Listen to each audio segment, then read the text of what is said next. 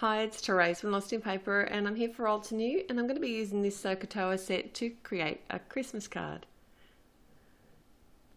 Now I know it's not a Christmas set, but I thought it'd make a fun, bold background if I stamped it out in black and white. And I'm using the largest triangle, it's the solid triangle, and the jet black crisp ink, which stamps out beautifully. I just love the way that this ink stamps. Have I mentioned that before? Because I probably have, I'm sorry. I do harp on about stuff sometimes.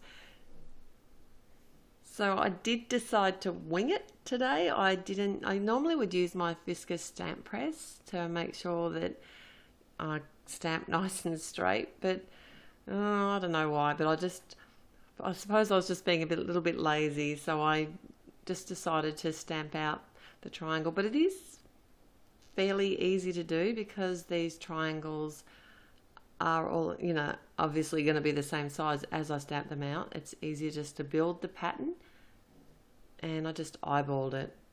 And I think, it kind of worked out okay. I didn't go too crooked, but there is the potential for that for sure.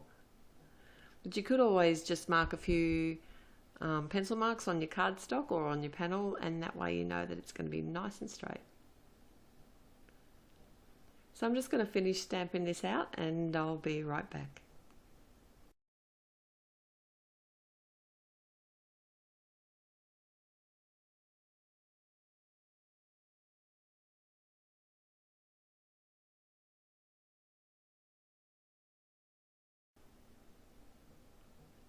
And while I've got you here, I just want to share a little trick that I use. So if it doesn't stamp out exactly perfectly and it's going to be visible, you can use a blender pen or even a Fantastics stick, I think they're called.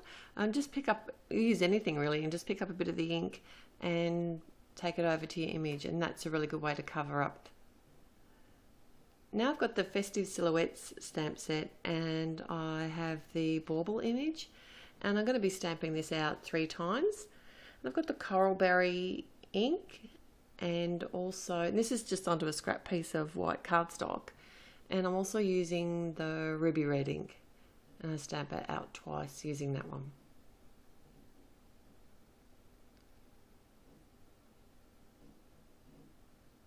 And then I can just fussy cut these out, and I'm just going to leave a little small white border around the baubles.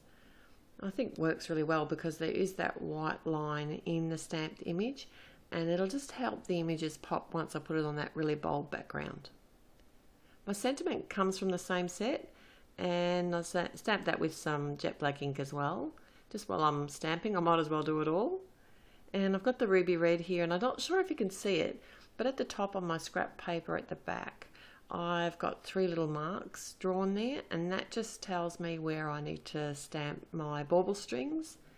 And I want the center one to be longer, so I'm going to hide that behind where the other baubles are going to be sitting, and just sort of eyeball and make that line longer. And now I can attach the panel to my card front, and the finished size of this card is 15 by 10.5 centimeters. And I didn't do a 1-layer card here because I find that with lots of stamping, sometimes my card stock can have a tendency to warp if there's a lot of ink on the card. So I just know that's not going to happen if I do a separate piece of cardstock and attach it to the front. So now I just pop up all my baubles, and I've got 2 different heights of foam tape. This is the 1mm one, and it just gives you that visual dimension as well.